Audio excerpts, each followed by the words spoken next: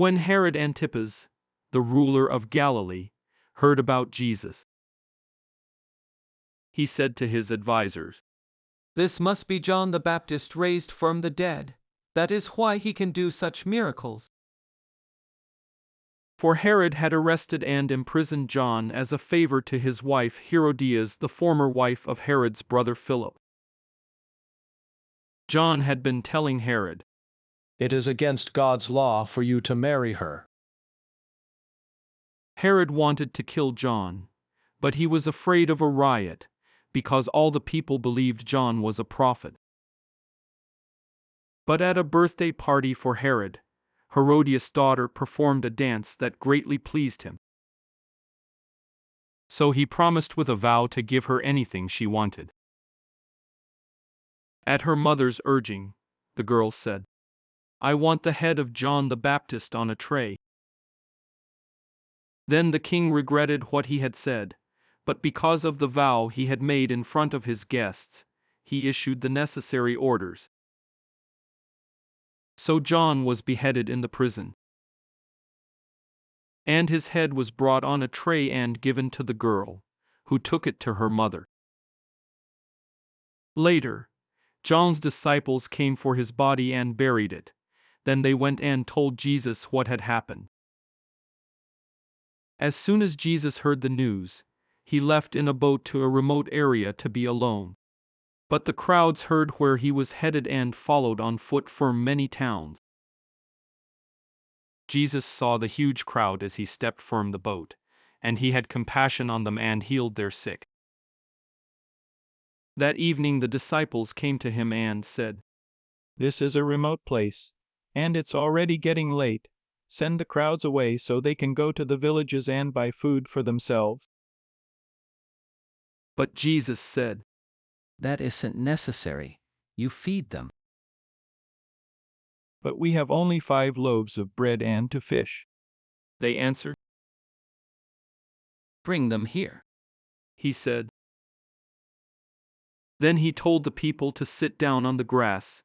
Jesus took the 5 loaves and 2 fish, looked up toward heaven, and blessed them. Then, breaking the loaves into pieces, he gave the bread to the disciples, who distributed it to the people. They all ate as much as they wanted, and afterward, the disciples picked up 12 baskets of leftovers. About 5,000 men were fed that day, in addition to all the women and children. Immediately after this, Jesus insisted that his disciples get back into the boat and cross to the other side of the lake, while he sent the people home. After sending them home, he went up into the hills by himself to pray. Night fell while he was there alone. Meanwhile, the disciples were in trouble far away from land, for a strong wind had risen, and they were fighting heavy waves. About 3 o'clock in the morning Jesus came toward them, walking on the water. When the disciples saw him walking on the water, they were terrified. In their fear, they cried out, "It's a ghost." But Jesus spoke to them at once. "Don't be afraid. He said, Take courage. I am here." Then Peter called to him, "Lord, if it's really you, tell me to come to you, walking on the water." "Yes, come." Jesus said. So Peter went over the side of the boat and walked on the water toward Jesus. But when he saw the strong wind and the waves, he was terrified and began to sink. "Save me, Lord," he shouted. Jesus immediately reached out and grabbed him. "You have so little faith.